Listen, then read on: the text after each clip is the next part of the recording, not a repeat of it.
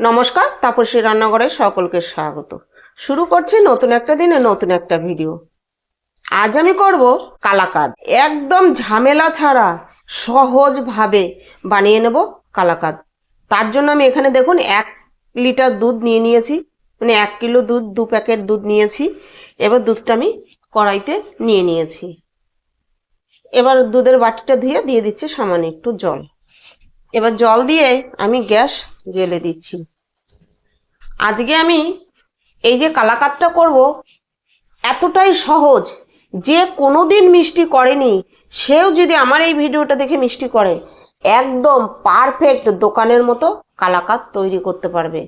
একদম সহজ এই মিষ্টি বানানোটা। তাই আমি আজকে এই ভিডিওটা আপনাদের সঙ্গে শেয়ার করছি। আমি এখানে দুধ বসিয়ে দিয়েছি, দুধটা আমি ফুটিয়ে নেব। দেখুন দুধটা ফুটতে শুরু করেছে। এবার আমি একটা বাটির মধ্যে এই যে এরকম ছোট চামচের 1 চামচ ছানা কাটা পাউডার নিয়ে 1 কাপ জল দিয়ে আমি গুলিয়ে নেব। ছানা কাটা পাউডার যদি বেশি হয়ে যায় তাহলে কিন্তু ছানাটা খেতে তিতো লাগবে, তাহলে সেটা বুঝেই দিতে হবে। দুধের পরিমাণ যেরকম থাকবে সেই হিসেবে ছানা কাটা পাউডার বাড়িয়ে বা কমিয়ে নিতে হবে। এটা আমি 1 কাপ জল দিয়ে গুলে নেব। দুধ কিন্তু 2 থেকে 3 মিনিট ভালো করে এরকম করে ফুটিয়ে নিতে হবে। একদম দুধ উতরে ওঠার সঙ্গে সঙ্গেই ছানা কেটে নেওয়া যাবে না।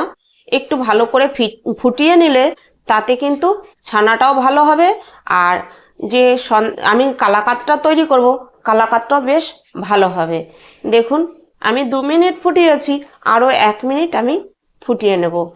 আপনারাও মিষ্টি খেতে ইচ্ছা করছে, বাজার থেকে বেশি চড়া দাম দিয়ে কেনার কোনো দরকার নেই। 1 প্যাকেট দুধ আনলেও অনেকটা পরিমাণে কিন্তু কালাকাঁদ তৈরি করা যায়। আমি আজকে 1 কিলো দুধ নিয়েছি, আমি 500 দুধেরও কিন্তু কালাকাঁদ এর আগে তৈরি করেছি।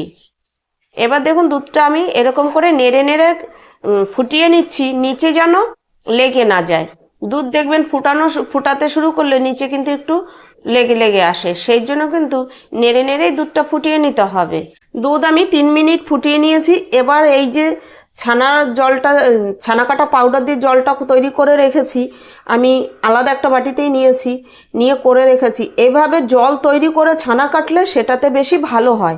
ছানার পাউডার ডাইরেক্ট দিয়ে দিলে এক এক জায়গায় পড়ে না, আর এইভাবে জলের সঙ্গে দিলে তাতে বেশি সুবিধা, আর ভালোভাবে দুধের সঙ্গে মিশেও যায়, ছানাটাও বেশ ভালোভাবে কাটা যায়। দেখুন আমি অল্প অল্প করে দিচ্ছি আর নেড়ে নেড়ে ছানাটা কিন্তু কেটে নেব। এরকম অল্প অল্প করে দেব আর নাড়তে থাকবো।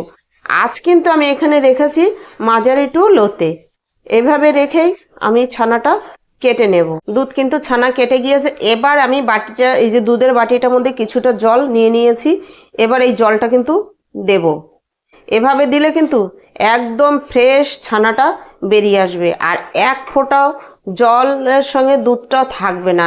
একদম দুধ আর জল পুরো সেপারেট হয়ে যাবে। এই দেখুন কি সুন্দর ছানাগুলো হয়েছে। এই দেখুন আমি এইভাবে কিছুটা জল দিয়ে দিচ্ছি। আমি যেভাবে ছানা কাটি আমি সেটাই আপনাদের সঙ্গে দেখাচ্ছি। আপনাদের যেভাবে সুবিধা হবে আপনারা সেভাবেই ছানাটা কেটে নেবেন। দিয়ে দিয়েছি। এবার আমি আর কিছু সময় এরকম নেড়ে নেড়ে পুরো ছানাটা তৈরি করে নেব। দেখুন ছানাটা একদম পারফেক্ট হয়ে গেছে। এবার আমি এটা জল ঝরিয়ে নেব। আমি একটা বাটি নিয়েছি, বাটিটার মধ্যে ছাঁকনি বসিয়ে দিয়েছি, দিয়ে আমি দিয়ে দিচ্ছি একটা সাদা কাপড়। আপনাদের কাছে যেরকম পরিষ্কার কোনো কাপড় থাকলে দিয়ে নেবেন। এবার আমি ছানাটা এটার মধ্যে ছেঁকে নেব। আর ছানাটা যে আমি ছেঁকে নিচ্ছি, আমি কিন্তু ছানার জলটা ফেলবো না। এখন তো গরমের দিন আসছে, এই ছানার জলটা আমি একটা কিছুতে করে ফ্রিজে রেখে দেব। এটা কিন্তু শরবত হিসেবে খাওয়া যায়। দুপুরবেলা এর সঙ্গে একটু চিনি আর একটু লেবুর রস মিশিয়ে শরবত করে খেলে এতে কিন্তু আমাদের পেট ঠান্ডা থাকে, শরীরও ঠান্ডা থাকে।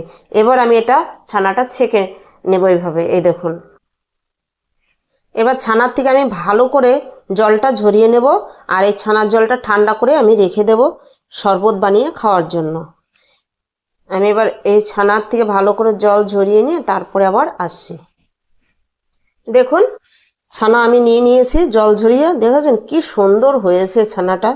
এই দেখুন এক ফোঁটাও জল নেই, আর এত সুন্দর হয়েছে, দেখেই তো বুঝতে পারছেন যে ছানাটা কত সুন্দর হয়েছে। দেখেছেন একটুকু জল নেই কিন্তু ছানাতে।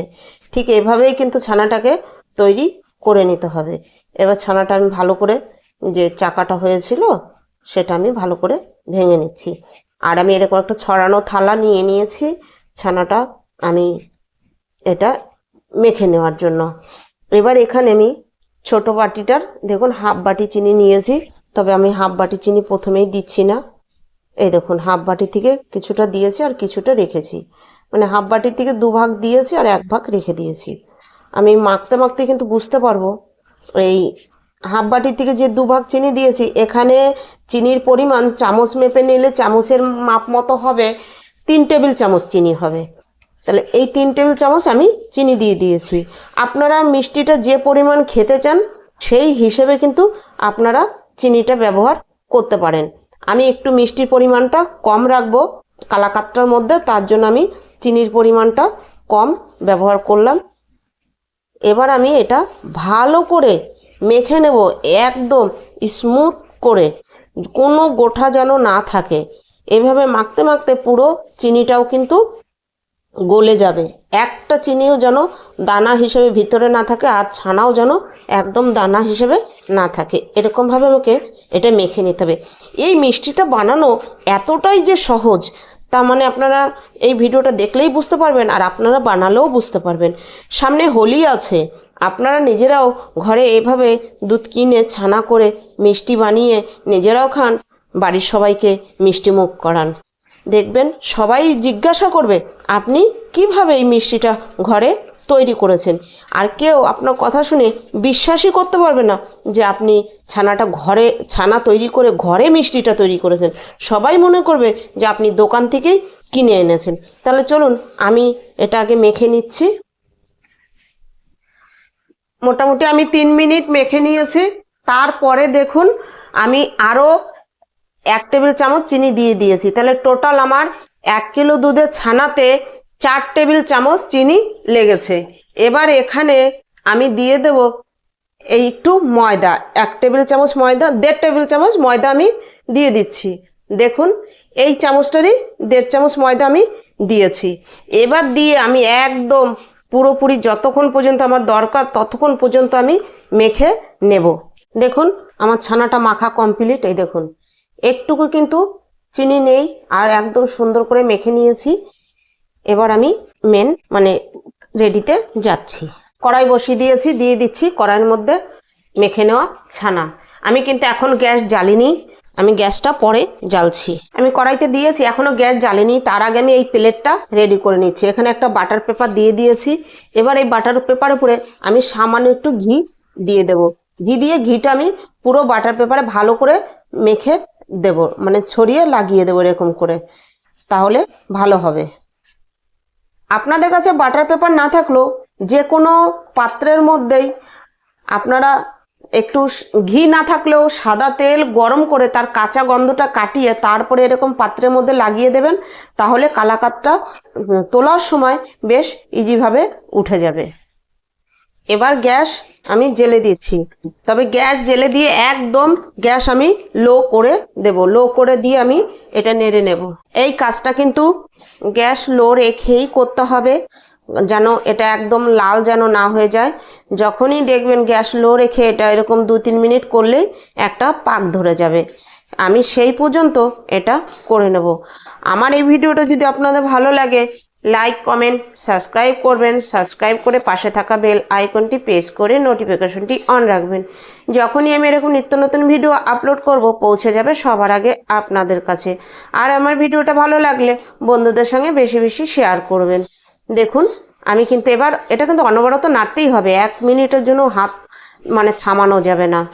দেখেছেন ওইভাবে আমি 2 থেকে 3 মিনিট নেড়ে নেড়ে করে নেব। এবার আমি দিয়ে দিচ্ছি এই দেখুন সামান্য একটু ঘি। ঘিটা দিলে এর সেন্টটা বেশ ভালো হবে, তাই আমি ঘিটা দিয়েছি। ঘিটা দিয়ে এবার আমি ভালো করে আবার একটু মিশিয়ে নিচ্ছি। দেখুন আমার কিন্তু এটা পাক কিন্তু চলে এসছে, কড়াই থেকে অটোমেটিক ছেড়ে আসছে। এবার ঘিটা দিয়ে আমি ভালো করে মিশিয়ে নিই। ঘি দিয়ে মিশিয়ে নিয়েছি, এবার গ্যাস আমি অফ করে দিচ্ছি, দিয়ে আমি আর একটুখানি মিশিয়ে নিচ্ছি। দেখুন পাকটা দেখেই বুঝতে পারছেন অটোমেটিক কিন্তু কড়াই থেকে উঠে আসছে কি সুন্দর হয়ে। এইবার কিন্তু আমাকে এই সময়ই এখন নামিয়ে নিতে হবে। এবার আমি নামিয়ে নেব। আমি যে প্লেটটা রেডি করে রেখেছি এবার এই প্লেটটার মধ্যে আমি নামিয়ে নিচ্ছি, নিয়ে ভালো করে আমি সেট করে নেব। দেখেছেন কি ইজি, একদম সহজ। আর এভাবে মিষ্টি বানিয়ে আপনারা একবার খেলে আপনাদের কিন্তু ইচ্ছা হবে যে যখনই ইচ্ছা হবে তখনই মিষ্টি ঘরেই বানিয়ে খাবেন। এবার আমার কিন্তু এইটা সেট করে দিতে হবে এই প্লেটটার মধ্যে ঠিকঠাকভাবে। আমি এটা সেট করে নিই। দেখুন এভাবে আমি খুন্তি দিয়েই কিন্তু এটা ঠিক করে নিচ্ছি, কারণ আমার কাছে সেরকম কোনো ব্যবস্থা নেই। এই যে একটু ঘি দিয়ে উপরে তারপরে এইভাবে খুন্তি দিয়ে আমি সেট করে নিচ্ছি। এবার এটা আমার দেখুন সেট কিন্তু হয়ে গেছে। কি সুন্দর হয়েছে না?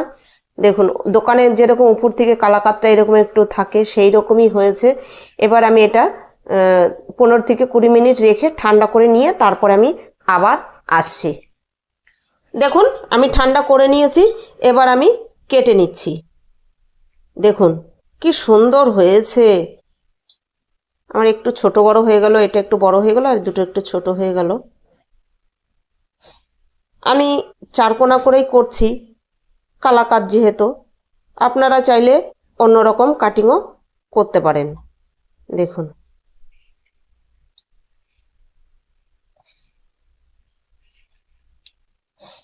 আমি এবার একটা তুলে দেখাচ্ছি।